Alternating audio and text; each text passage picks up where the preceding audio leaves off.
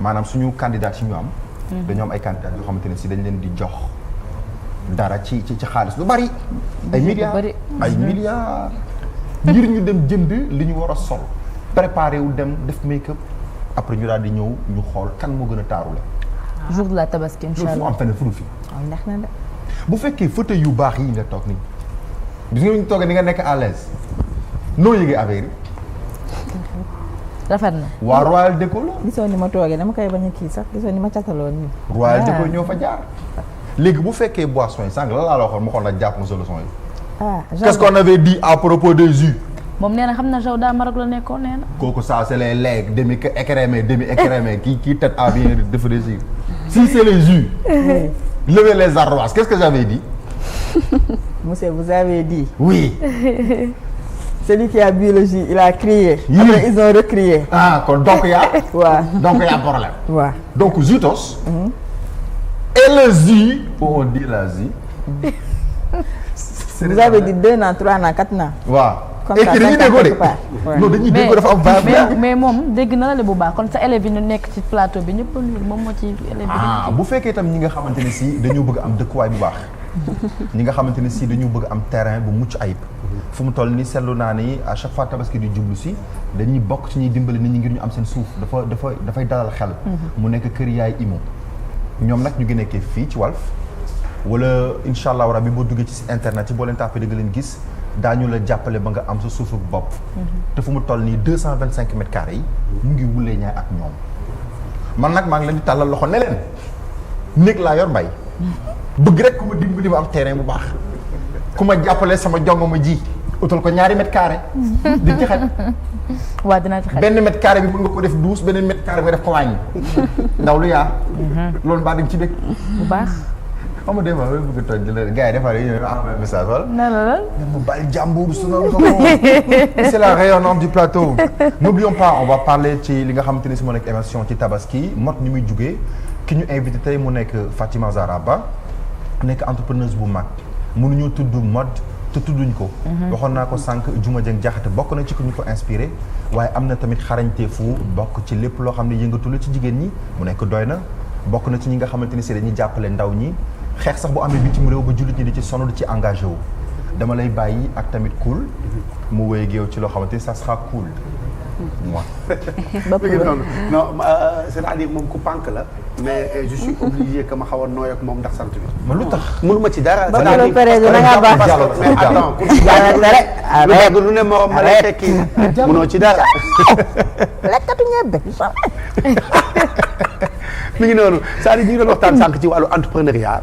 te maa ngi dégg maanaam sànq nu mu tudd Khadija laal na ko. c'est-à-dire ci matières yi muy utiliser pour def liggéeyam. léegi nag man bëggoon naa xam lan mooy rôle maanaam artisanat local bi ci say démarche créative.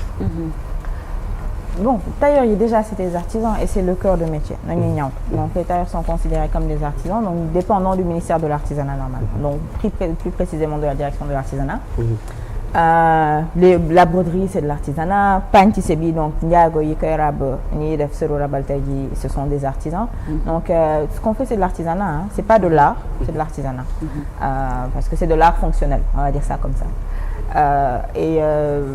Tey jii c'est vraiment loo xamante ne lu jar a suqali la et je rends grâce alhamdoulilah qu'on ait Sophie Zinga qui est de notre secteur c'est-à-dire de la mode actuellement moom mooy directrice de la PDA donc de l'agence de promotion de l'artisanat et pour moi la mode ça a été vraiment le secteur orphelin je le dis souvent depuis longtemps en fait parce que ñun li ñu laal dafa bëri boo demee culture tu nous retrouves un peu artisanat on est dedans commerce bien entendu parce que dañuy jaay li ñuy def et au final il y avait personne qui s'occupait réellement de ce qu'on faisait donc quand il y a quelqu'un qui vient du secteur de la mode comme Sophie qui connaît vraiment le secteur qui a créé une école etc ku dem nekk directrice de l'agence je suis certaine que c'est un secteur qui va évoluer mais pour man secteur bu nekk en souffrance la parce que fii di indi jafe-jafe bi gën a bëri mooy ne la main d'œuvre locale n'est pas qualifiée gars yi ay nañ torop mais li nga xamante ne moom mooy indi structuration li nga xam ne moom mooy créer industrie c'est-à-dire le fait de pouvoir standardiser di def la même chose à plus grande échelle gars yi loolu mënuñu ko parce que tey jii tailleur boo teg moom jàpp na moom ci boppam artiste la moom ci boppam créateur la. boo ko nee ñawal ma ñaw bi mel def ko nii comme sama gars yi waa Galerie Chok fa la doon ñawloo. dañoo aay ba nga xamante ne. dañ la koy defal ba pare yokkal la. Fatima doo bàyyi pub bi nga defal gars yi. baax na rek. da nga si yokk leen mais nekkatuma foofu je veux dire j'ai mon propre atelier aujourd'hui je parle juste de fi ma jaar donc dinañ la ñawal lu rafet li nga leen wax mais dañ ci yokkaale leen parce que pour ñooñu loolu moo gën a baax donc c'est aujourd'hui cette mentalité là qu'il faut qu'on réussisse à dépasser et avoir des standards ci ni ñuy liggéeyee et à encadrer les artisans ba ñu mën a créer industrie. Donc, en tout cas, beaucoup de personnes n'arrivent pas à faire la différence, la part des choses entre doon tailleur ak doon styliste. Est-ce que yow mën nga ñu expliquer lan mooy différence bi kan mooy tailleur ak kan mooy styliste.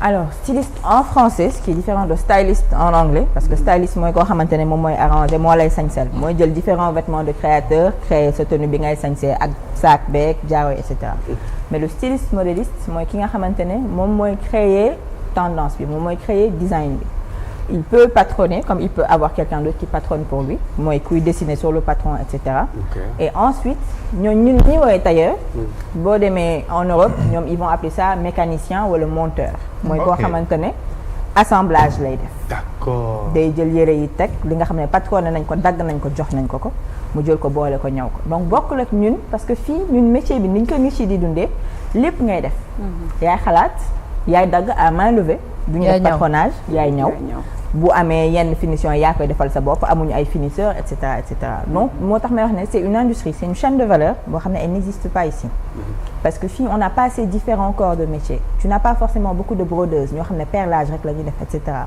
tu n'as pas ñoo xamante ne finition rek la ñuy def tu n'as pas am na ñoo xamante ne seen liggéey yépp boo demoon France par exemple monter fermeture suba ba ngoon jot loolu la ñuy def ñun fii yaay def lépp donc tu es vraiment multidimensionnel multitâche on va dire et ce qui explique que tu es bon en général mais pas excellent dans aucune de ces tâches là c'est ce qui vous a permis je pense nga bokk ci top 20 ci African Business Hero. waaye yéen recherche ngeen c'est que des fois damay sérieux ba mel ne ku nekk. ay BBC yooyu noonu. instant bi maanaam dañ koy tibbee comme mais xoolal je vais vous dire je sais que amoo temps bu bëri nga demaat.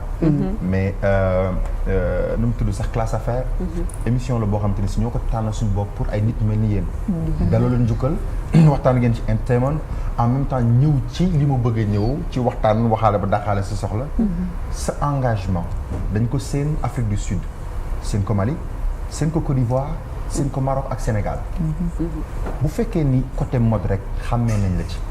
boo demee léegi bëgg ne bëggatoo wane ay kanam est-ce que mën nañ laa xaar à ce que nga ne dootoo defati défilé de mode et puis nga bëgg a def chiffre d'affaires.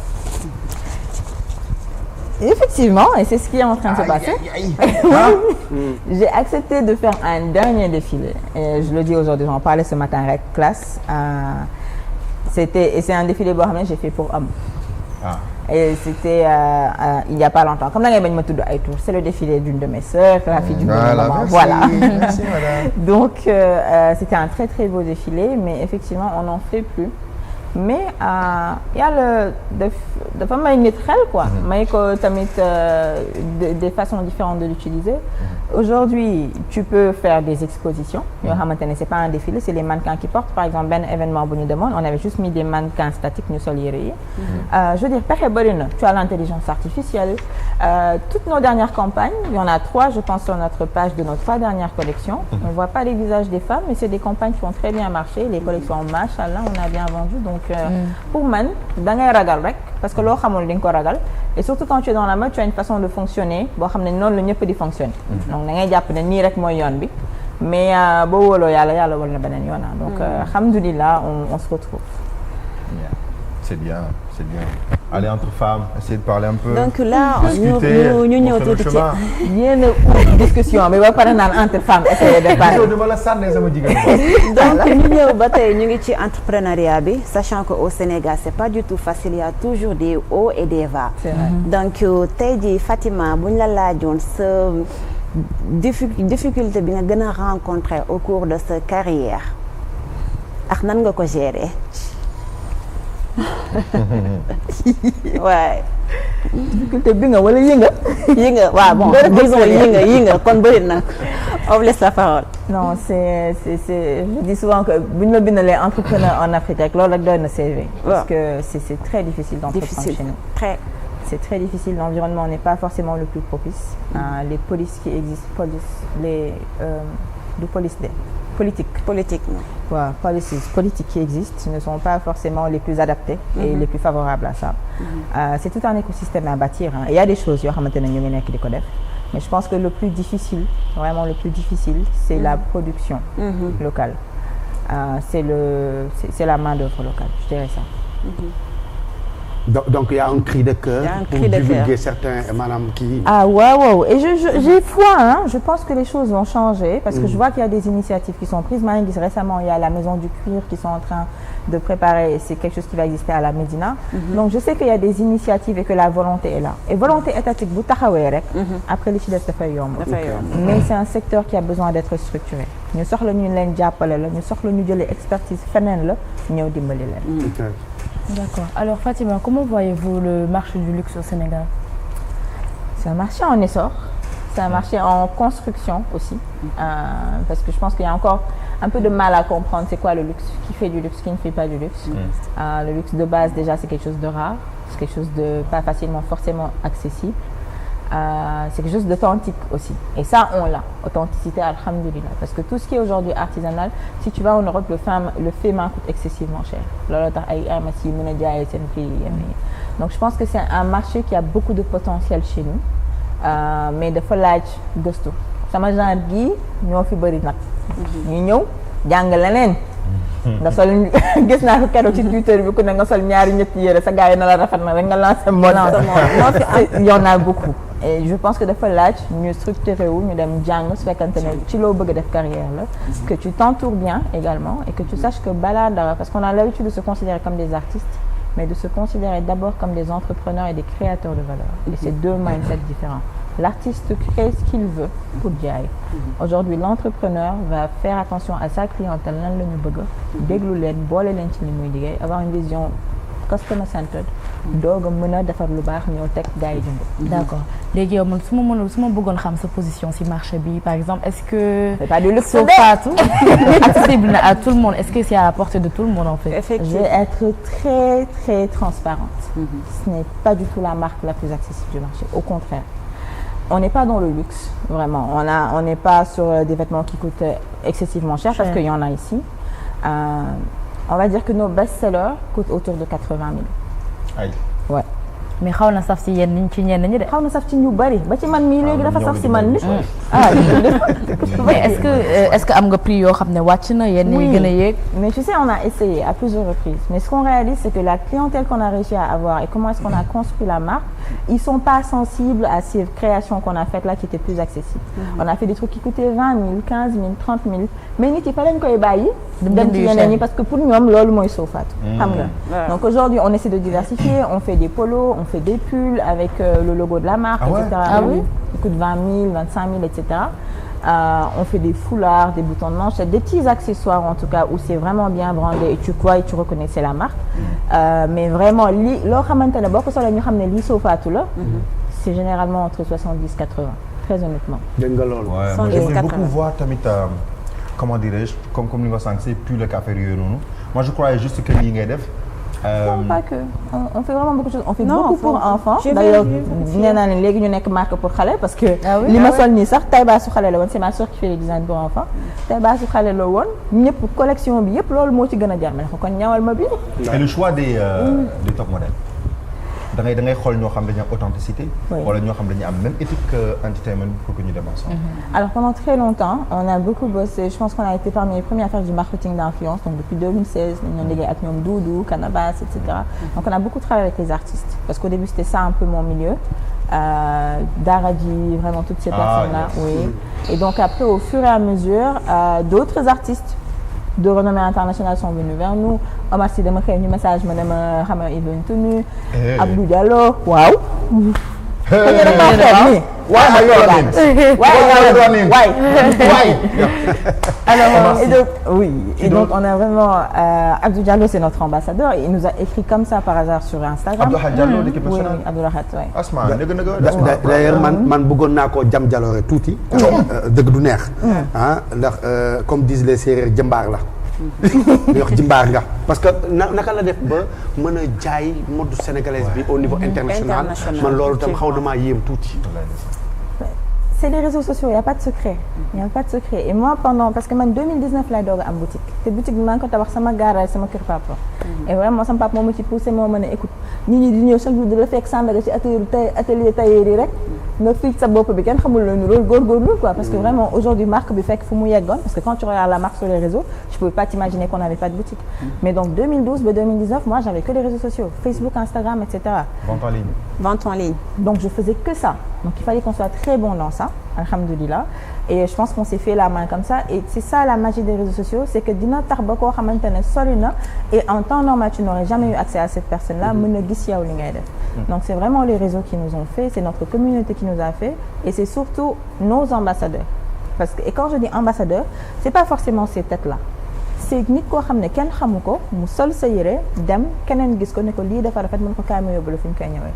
Et vraiment on a eu beaucoup de générosité. C'est quelque chose boo xam ne j'y crois profondément. Pour man yàlla mooy jël li nga xamante ne yow yaa ngi koy def dugal ko ci xolu nit. À la fin de la journée yàlla mooy jaay. Donc et loolu moo ñu propulsé. Peut-être avant ñu jàll ci leneen.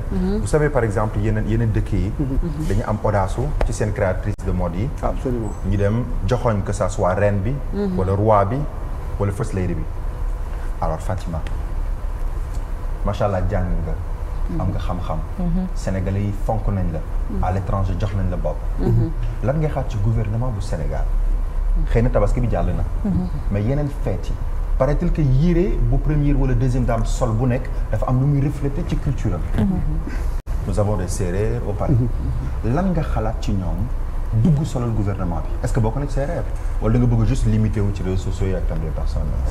Non et je veux dire c'est des personnes yoo xamante ne ay nit lañ xam nga et je pense que loolu li nga wax ne ñoom ñu ngi ciy dox déjà man vraiment c'est mes frères et mes sœurs ñoom laay gis ñu leen di solal donc c'est vraiment des gens yoo xamante ne ñoo bokk métier bi xamante nañ bu baax et pour man ça rek ça me suffit aujourd'hui c'est pas forcément que li ñu sol na doon soofaat li ñuy sol l'essentiel c'est que na doon du made in Sénégal non c'est la vérité parce qu'aujourd'hui suñu succès la ñun ñëpp tey jii première dame bu demee à l'étranger toutes les deux parce que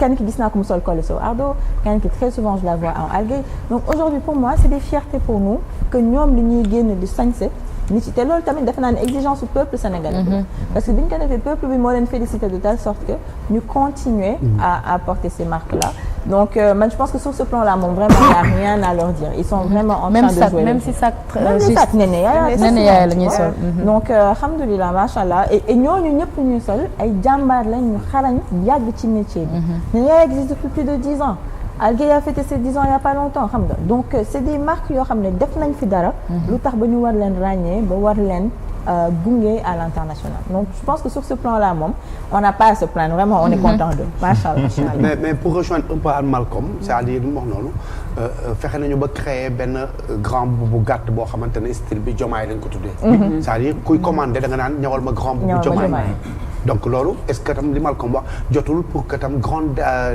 nu mu tudd suñu ñaari grande dame yi ñu ñëwal leen loo xamante ne lii ku koy commandé xam na ñoo ko moom très bien voilà non dina ami parce que je pense qu'il y a pas eu assez de sorties officielles bu tax ba ñu xam nga Diomaye ñu ngi koy gis tout le temps président son excellence pardon